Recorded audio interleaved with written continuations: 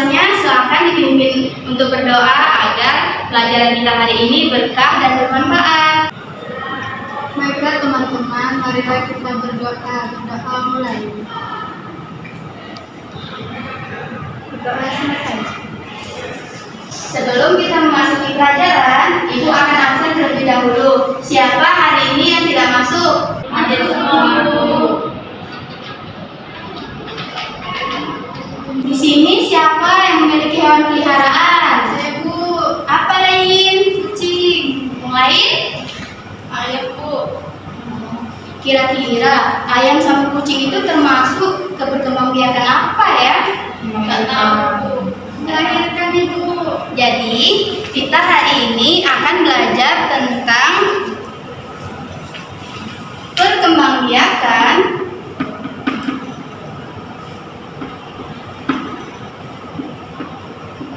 hewan.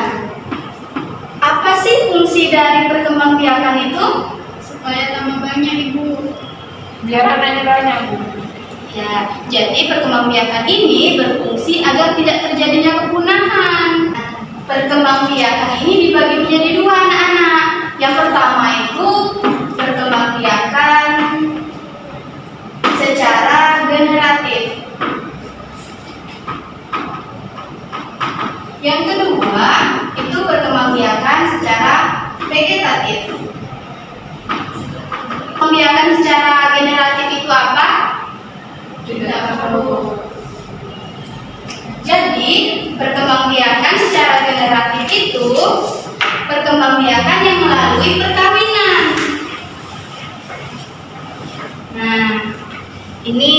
Nah, perkembangbiakan secara generatif itu dibagi menjadi tiga, anak-anak. Ada opipar, ada pipipar, dan ada opopipipar. Yang pertama, Ibu akan membahas tentang perkembangbiakan secara opipar, yaitu Ayam. perkembangbiakan secara bertelur. Nah, perkembangbiakan secara bertelur ini contohnya itu bangsa unggas. Bangsa unggas itu apa sih? Ayam. Burung. Ya, benar. Ada ayam, ada angsa, ada merpati. Nah, yang kedua itu pipipar, yaitu melahirkan. Ciri khususnya itu memiliki daun telinga, memiliki kelenjar susu. Contoh hewannya yaitu ada sapi, ada kucing, ada harimau, ada kambing, ada singa, dan lain-lain. Nah, yang terakhir itu ada perkembangbiakan secara opopipipar. Opopipipar ini yaitu perkembangbiakan yang secara bertelur sekaligus melahirkan. Contohnya itu ada kuda laut, ada ikan hiu. Untuk lebih jelasnya anak-anak, mari kita lihat video berikut. Nah, perkembangbiakan ini yaitu memadukan antara bertelur dan melahirkan. Pembuahan terjadi di dalam rahim induk, kemudian telurnya juga terbentuk di dalam rahim, bukan dikeluarkan seperti ayam. Kemudian telur tersebut juga menetas di dalam tubuh induk tersebut. Setelah telur menetas di dalam tubuh induknya, maka mereka akan keluar sebagai individu baru. Nah, ular termasuk ke dalam hewan yang berkembang biak secara ovovivipar. Beberapa ular ada yang berkembang biak dengan bertelur, kemudian ada yang berkembang biak dengan melahirkan, dan ada juga yang berkembang biak dengan bertelur sekaligus melahirkan. Contoh yang lain yaitu kadal. Kadal berkembang biak secara ovovivipar. Lalu contoh selanjutnya yaitu ikan hiu. Ikan hiu berkembang biak dengan bertelur sekaligus melahirkan atau disebut juga dengan ovovivipar. Contoh yang terakhir yaitu platipus. Platipus sebenarnya berkembang biak dengan bertelur, akan tetapi dia termasuk mamalia dan menyusui anaknya. Maka platipus dikategorikan sebagai binatang yang berkembang biak secara ovovivipar. Kita sudah menjelaskan tentang perkembangbiakan secara generatif. Coba tadi ada berapa perkembangbiakan secara generatif? Ada 3. Apa saja? Ovipar, Terus Ovipar. Terus ovipar. Nah, ini anak-anak ada lagu tentang perkembangbiakan hewan. Ayo kita nyanyi bersama-sama. Ayo.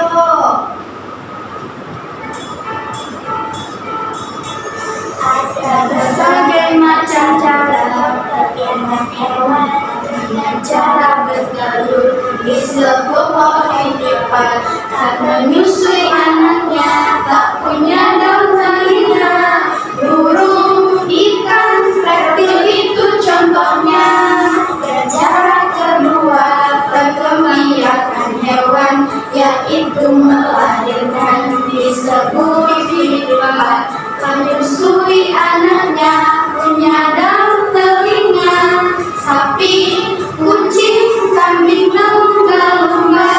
Itu cara ketiga perkembangbiakan hewan bertelur melahirkan atau ovovivipar. Tak punya ciri khusus, contohnya ikan pari, hiu, kadal, dan buah. Ayo kita pahami perkembangbiakan hewan. Ada 3 jenisnya. Yang pertama ovipar, yang kedua vivipar, ketiga ovovipar. Ayo ingat, jangan sampai lupa. Selanjutnya kita akan memasuki yaitu tentang perkembangbiakan secara vegetatif. Nah, perkembangbiakan secara vegetatif ini yaitu perkembangbiakan tanpa melalui perkawinan. Ada 3, yaitu fragmentasi, contohnya itu planaria. Ada tunas, contohnya hidra, dan ada membelah diri, contohnya amuba. Nah, coba kalian perhatikan video berikut ya anak-anak. Cacing planaria masuk ke dalam fragmentasi.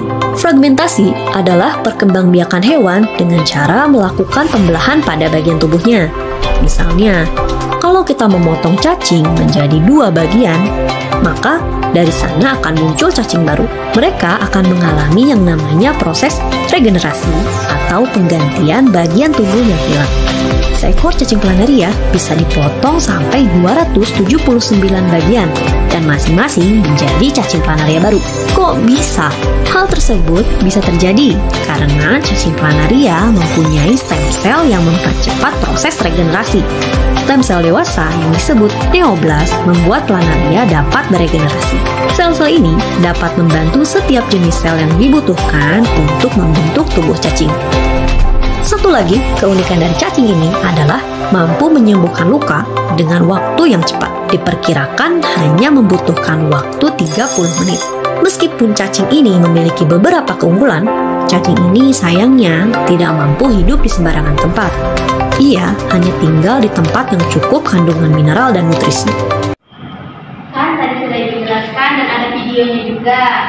Coba, siapa yang tahu perkembangbiakan secara vegetatif tadi ada berapa? 3. Coba sebutkan. Fragmentasi, tunas, Membelah diri. Nah,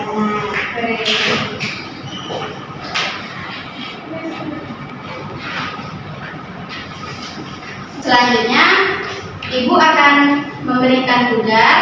Coba kalian kerjakan. Mau mengetahui tentang pemahaman kalian tentang materi yang tentang perkembangbiakan hewan tadi. Coba kalian kerjakan ya. Ini Lein, ini untuk Ama, dan ini untuk Ganti. Gimana anak-anak soalnya? Apakah bisa dipahami? Apakah sudah ada yang selesai anak-anak? Ayo ini kumpulkan. Terima kasih ya.